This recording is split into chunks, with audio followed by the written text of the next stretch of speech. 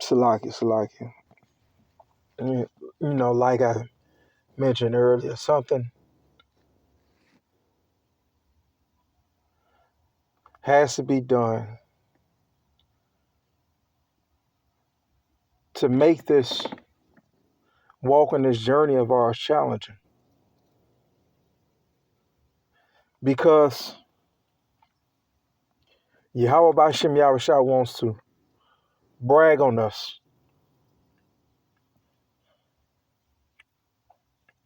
The same bragging that Yahweh Bashem Yahushua or Yahweh Yahushua bragged about Job. He wants to brag about his elect in the same facet.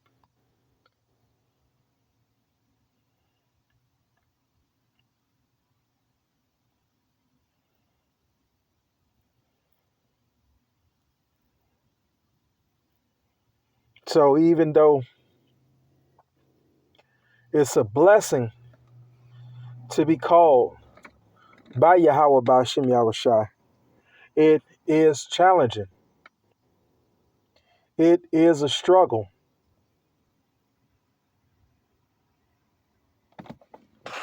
I digress. Let's get back to the video. Competition, while holding off on more sweeping tariffs on other exports like lithium-ion batteries that are required for all kinds of electronic items. Anyway, this approach was taken under the Biden administration's belief that, if the US wants to battle China for global dominance, it's stronger with the help of its European allies. EU-US trade is the largest bilateral trade relationship in the world, as well as the most integrated. In 2020, China overtook the US as Europe's biggest trade partner for goods specifically.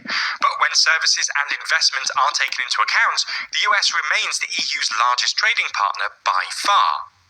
However, US President Donald Trump's position could not be more different from Biden's. Trump's protectionist America First policy revolves around making the US independent from all its allies, including through limiting trade. However, as commentators have pointed out, the possible or even likely outcome of a strained trade relationship with Europe is that the US's European allies will actually end up turning to China, the US's main rival, instead. If you're happy and you know it, clap your hands. This is crazy.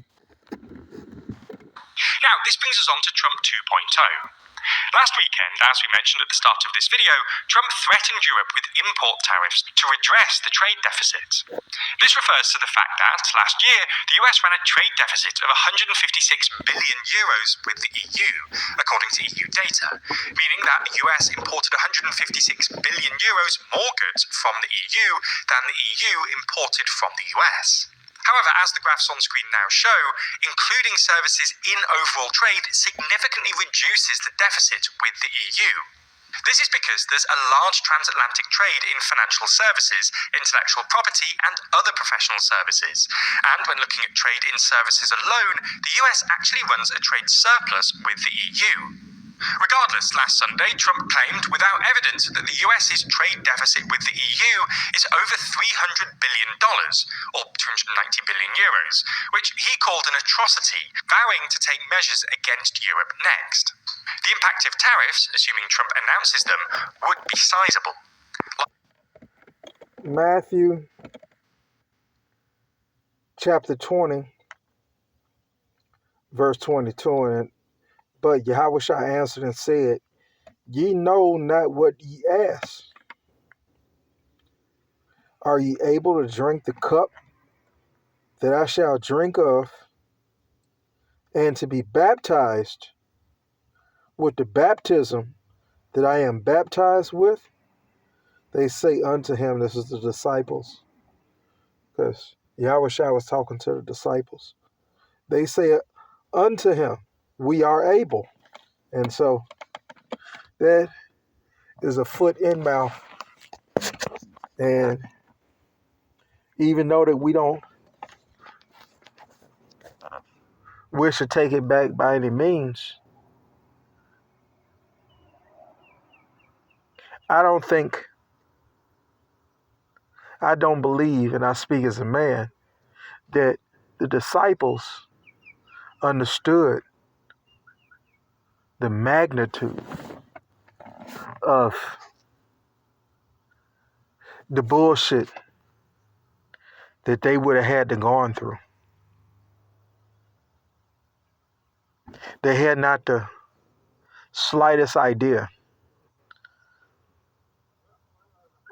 because this affliction was going to be tailor-made, and it's going to feel like it's personal.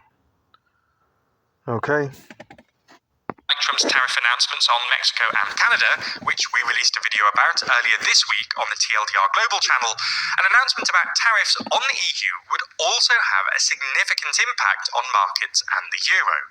Already, given the rising threat of US tariffs, the euro dropped 0.9% against the dollar early this week, to its lowest level in 2 years.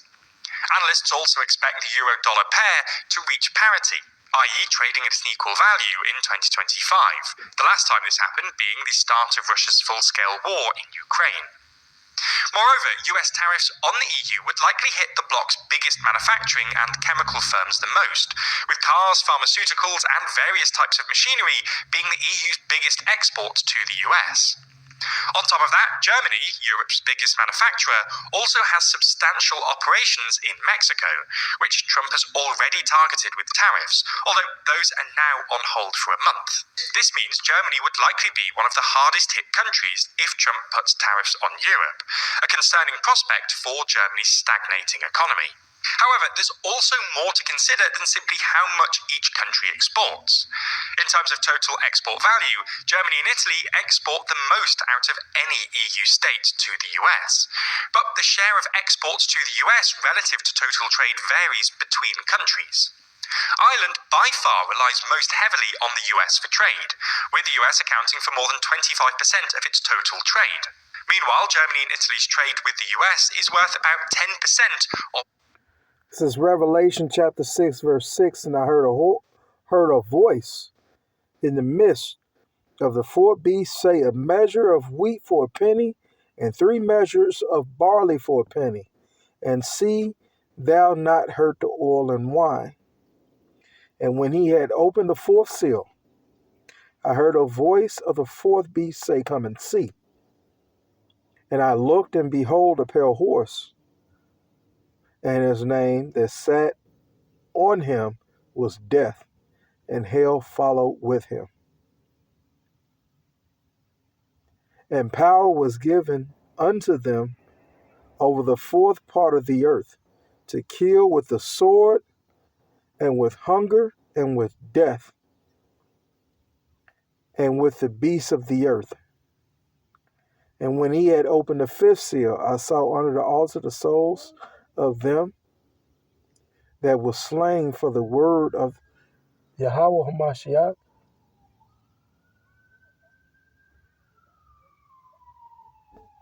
for the testimony which they held.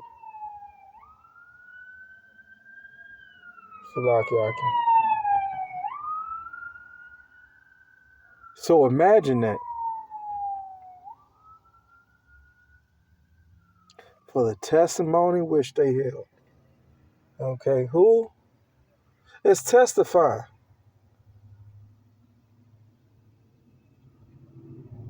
Because it ain't Pookie and Ray Ray down the street.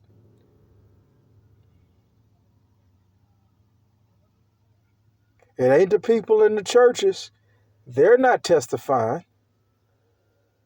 So if they're not testifying by process of elimination, you know who's testifying? The men of the Lord. Okay, those on the highways and byways, and those that are testifying by way of the unicorn. It is what it is. They just building up the narrative to come after us. That's all.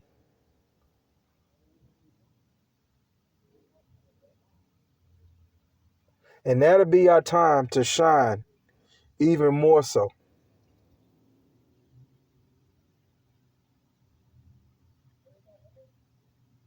We can't wait to get out of here one way or the other. This is a life filled with punishment and pain and sorrow.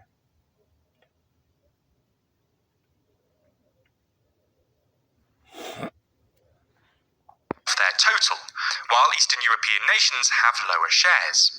So now some discussion appears to be happening behind the scenes about Europe pivoting to China. As well as the source quoted in the Financial Times that we mentioned earlier, there's also been reports that the EU Commission President, Ursula von der Leyen, is softening her tone on China. Speaking to EU ambassadors on Tuesday, von der Leyen reportedly called the EU's relationship with China one of the most intricate and important anywhere in the world, adding that China was a vital trade partner. She also said that, whilst the bloc has seen, quote, growing imbalances and risks... 2 Ezra chapter 15, verse 16. For there shall be sedition among men, and invading one another, and shall not regard their kings nor princes, and the course of their actions shall stand in their power. So, as they are pushing for this new world, this NWO, as they are pushing for this, they're breaking. And so it's all why Yahweh Shai is doing it. He's just using the puppets to do it. That's basically what it is. But the staff of bread is being broken. Agricultural routes and setups and processes, all that is being disrupted by this devil because he wants to get his NWO popping. The elites want to get that NWO popping. And so they're breaking down the structure. And what they don't understand is, what these idiots don't understand is that they're trying to do everything. They're trying to phase it out. And the Most High is not with that.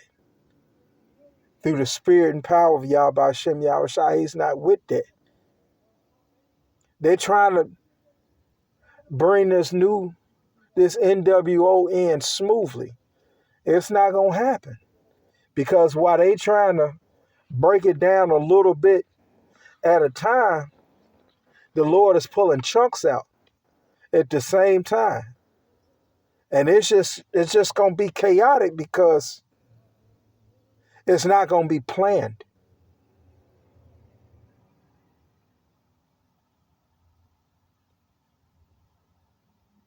They got grips on it now, but pretty soon, Yahweh Shai is going to show itself that he's been in control the whole time. It's going to be a major upset to the elites. And so they're going to have to move even quicker. Because the Lord, whatever they're doing, okay, they might take a brick or two out. Okay. Yahweh's taking whole patches out.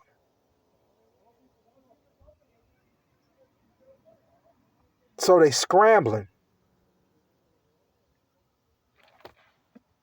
Which come with doing business with China, the EU must, quote, engage constructively with China and find solutions in our mutual interest.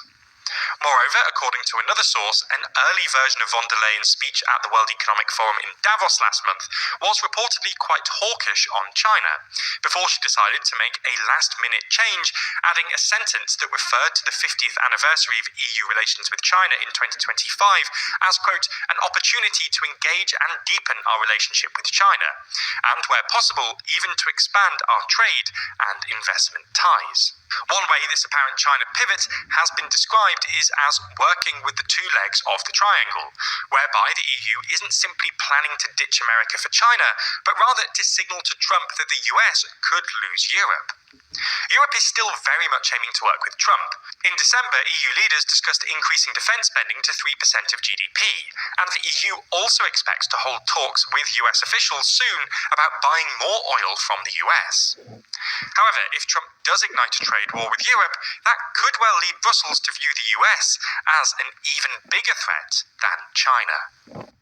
He might have only been in office for a few weeks, but Trump has made a big impact already, as we've covered extensively. That's not all we have to say though, because there's a lot of weird and wild things we don't have time to cover in videos, from if Trump's becoming an imperial president, to America's wild history of territorial expansion, to questioning if the US is actually an oligarchy. All of these things could lead you to say WTF USA, which is, appropriately, also the name of the series I'm literally telling you about right now. WTF USA takes a tongue-in-cheek look at the weirder side of US politics. You know what else WTF stand for?